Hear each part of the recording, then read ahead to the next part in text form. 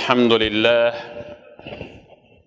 الحمد لله الحمد لله رب العالمين والعاقبة للمتقين والصلاة والسلام على رسولنا محمد وعلى آله وأصحابه أجمعين أما بعد السلام عليكم ورحمة الله وبركاته. Cemaat, bugünkü sabahımızın teması tüyüşük же қайғы. Ошентип түшүнөлү. Жыйынтыгын мазмунун сабактын эң аягында жүрүшүндө түшүнөбүз иншалла. Бизде акылман анан данышман деген жакшы сөз бар. Бизде мектепте окуп жүргөндө эле акылмандардын сөзү, данышмандардын сөзү деп адаби чыгармаларда көп келет.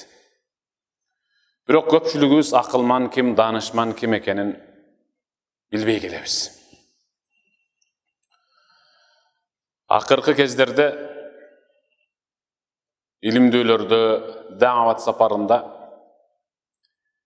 же эки адамдын ортосундагы чырды, тос тополоң, уруш жаңжалды басууда кичине хикмат менен сүйлөсөң деген сөз аралаша баштады.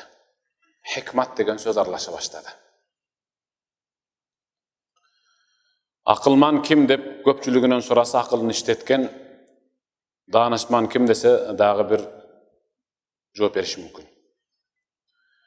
Мисалы, менин ушул алаканымдын так ортосунда бир кара точка болуп, ушул чоң проблема түйшүк болсо,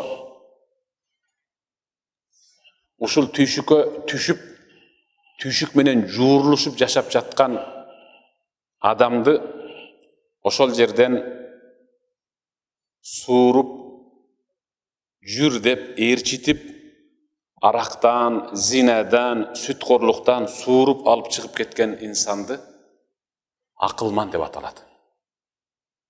Ал акылман. Анткени ал акылдуу инсан. Акылын иштетти, акыл менен Кудайды тааныды. Данышман ким десе, ошол кара точка болгон зинага, кудайсыздыкка, Кудай сактасын, аракка, рибага адамды жеткире койбой, тосуп, жаннаттын жолуна салып койгон адамды данышман дейт. Акылмандан данышман жогорураак турат. Түйшүккө адамды жеткирбейт. Аллах баарыбызды ушундай данышмандардан кылсын. Бул пайгамбарыбыз саллаллаху алейхи ва салламга бериле турган сыпат. Акылман, данышман, пайгамбарыбыз саллаллаху алейхи ва саллам деп биз пайгамбарды мактоо иретинде кошуп сүйлөйбүз. Ошондой хикмат менен жашаган бир кишиге доорунда бир инсан келип калды. Бир данышман, акылман, чоң аалымга бир киши келип, махмум, кайгыга баткан, капага чөмүлгөн, түйшүк турмуш тиричилиги аны биротоло багынтып алган, аябай кыйналган, мындайча айтканда. Келип, أيها الحكيم لقد أتيتك وما لي حيلة مما أنا فيه من الهم. Мага түшкөн түйшүктү көтөрө албай, ушул түйшүктөн кантип чыгууну билбей, анын жолун издеп, жообун угуш үчүн сизге келдим. Данышманым, акылманым, кандай кылып мага жардам бере аласыз деди. Ал болгон түйшүгүн, проблемасын жадырып отурду. Бүттүңбү деди данышман. Бүттүм. Анда سأسألك سؤالين وأريد إجابتهما. Эки суроо берем, бирок экөөнүн тең жообун жашырбай, так, анык, ачык айт деди. Баягы суроо менен келген кишиге данышман кайра суроо берип койду. Эми суроо менен келген киши исал, сураң деди. Кайсы суроо ошол? Эки суроо. قال الحكيم Akılman surap atat danışman. Eci'te ila hâzihi dünya ve ma'ake tilkel meşâkil. Hazır mağa arızdanıp, kapalanıp, ıylap, göz yaş kılıp, kaygırıp aytıp atkan problemaların menen enеңдin kursağынан çoğu törölgönsün mü?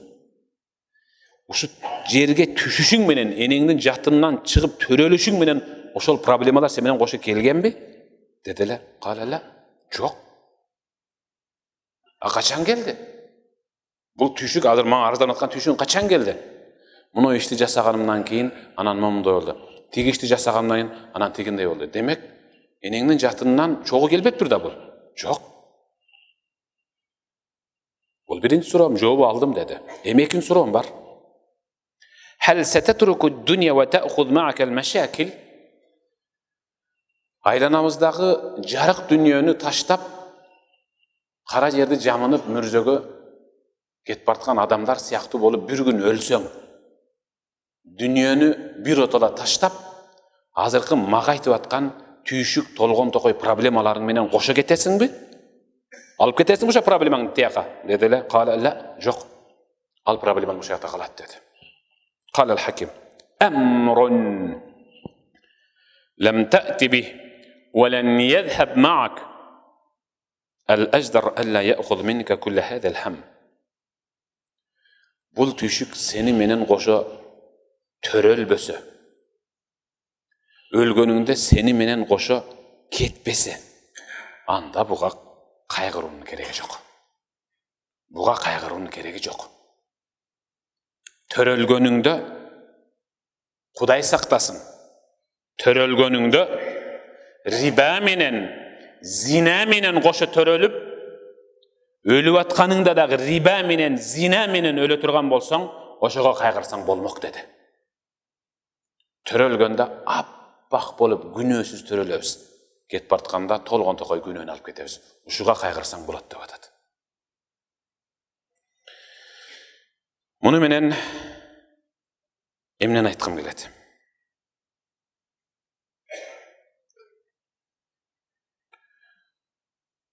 Allah öz ayetine son billah. وَمَنْ يَتَّقِ اللّٰهَ يَجْعَلْ لَهُ مَخْرَجًا وَيَرْزُقُهُ مِنْ حَيْثُ لَا يَحْتَسِبِ Sadakallahul azim. Kim bir aramdın eşigin açı ile gire turgan bolsa, Allah ağa ondan 100 çeyinki adaldın eşigin cevap taştaydı. Bir ile aramdın eşigin açıp girip alsa, ondan 100 çeyinki adaldın eşigin cevap taştaydı. Oşol adaldın, javılgan adallardın birincisi tiştemi aramdan payda ola başlaydı. Lukması tamağı. Al kursaka bargandan keyin duası kabul bolboydu. Namazı kabul bolboydu. Töösүнөн öýde kötörülbeydi. Günөөsü keçirilbeydi. Kim bir ele aramdın eşigin cevap taştasa, Allah ağa ondan 100 çeyinki adaldın eşigin açıp taştaydı. Allah öz ayetine sonunda وَمَنْ يَتَّقِ اللّٰهَ يَجْعَلْ لَهُ مَخْرَجًا. Kim Allah'tan çındap korksa, Allah oşol bendesi kıynalıp jürgön işten bir çıgуу jolun görsetip koyat. Выход берет деген сөз, bir çıgуу jolun görsetip koyat. Antı öyle tim bolbostan وَيَرْزُقُهُ مِنْ حَيْثُ لَا يَحْتَسِبِ. Bendesi esepte bütalgız taraftan rızkı verip koyat, adal. Esepte bütalbaydı. Kayaktan geldi. Kim jönöttü, kim berdi? Bir adamdı sebep kılıp rızkı verip koyat, esepte bütalbay kalasın. Büröler uğulun üylöp, kızın turmuşka çıgarış üçün kredit aladı. Boldu büttü. Uşunu menen ondan 100 çeyinki adal eşigi javıldı Kuday saktasın. Büröler turmuşka bergen kızın törköletip üyüne kudagyn çakırış üçün ubaktulu kredit aladı. Büröler 5-6 yaşar bolup kalgan balası sünnetke oturguzuş üçün de kredit alıp atadı. Büröler jön ele baka şaka gülüp, dostoru menen şerine ötkörüş üçün kredit alıp atadı. Кредиттин түрі аябай көп. Аты арғандай жағымдуу. Аябай. Шақ ете түсет құлағыңа. Мисалы, Пайғамбарымыз саллаллаху алейхи ва саллям айтқан, арақты заман аяғында түрдүү ысымдар менен атай башташат, жағымдуу кылып дейт. Өткөндө бирөө айтат мага, бөдөнөнүн сүтү деп. Ама бөдөнөнүн сүтү эмне экен дедим. Бул эмне дедим. Мен өмүрүмдө бөдөнөнүн сүтүн көрө элекмин десем, тигини тергеп атат дейт. Тергебей кал дедим. Арақты бөдөнөнүн сүтүнө. Бөдөнөнүн сүтүнөн айланып кетсин ошол. Куду ушул сыяктуу рибаны аргандай ысымдар менен ипотека деши мүмкүн. Үстөксүз насыялар деши мүмкүн. Күрөөгө коюлбаган карыздар деши мүмкүн. Ар кандай ысымдар менен бизди ороп чулгай берет. Этият болгула. Убактылуу түйшүктөн кутулуп, şu ayalım üy dей берди эле, үй алып берейинчи, тынабы жагың, тилиң тынабы деп туруп, банктан карыз алып, үй алып берип койгон менен бир карыздан кутуласың, бир түйшүктөн, аялыңдын жемесинен кутуласың, бирок 10дон 100гө чейинки жемеге дуушар болосуң. Андан кийин уйкуң мурдагыдай болбой калат. Чыр десе деле банк чалып атат дей бересиң.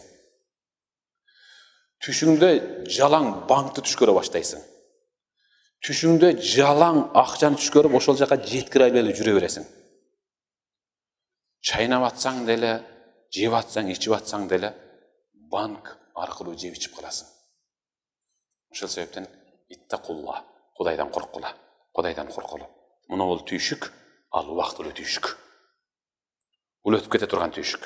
Сабыр кылсак, арамдын эшигин жаап койсок, Аллах бизге 10дон 100гө чейин адалдын эшигин ачып берет. Арамдын эшигин ачып эле алсак, болду бүттү. 10дон 100гө чейинки адал эшигин Аллах бизге жаап коет, Кудай сактасын. Данышмандуулук менен акылды иштетип, сабыр кылып Кудайдан береке тилей турган болсок, анда сөз түрдө түйшүктөрдөн кутулабыз. Көрсө табииндер, Аллахым рызкыма береке бер дейт экен. Анан жандагысы берекени токтото туруп, биринчи Аллахым көбүрөөк рызкы бер десе жок. Береке деген ал Алланын бендесине билгизбей жөнөткөн армиясы сыяктуу. Эгер Алланын жөнөткөн берекеси рызкыма түшүп калса, бармактай наным өмүрүмдүн аягына чейин жетет деген. Бармактай наным ал адалдан келет деген.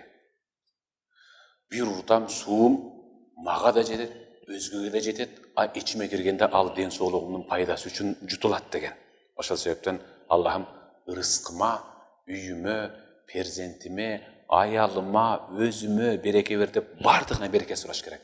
Аялыбызга береке түшсө, тили тыйылат, кыйнабайт, кредит ал, жашынакай болот. Перзенттерге түшүп бара турган болсо, кабил уга турган болот, намазкан болот. Ата-энеге түшө турган болсо, бизге бейиштен башка эч нерсени тилебей турган болуп калат. Өзүбүзгө береке түшө турган болсо, башка бирөөлөргө суктанып тиктебейбиз. Намазыбызга береке түшө турган болсо, рия үчүн окубайбыз.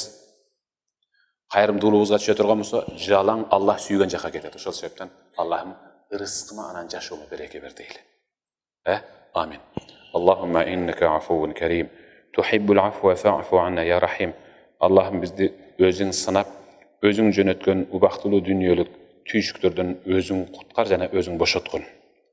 Жашообузга, Аллахым ибадатыбызга өзүң береке берген. Бирахметика я архамар. Аллаху акбар. Ассаламу алейкум.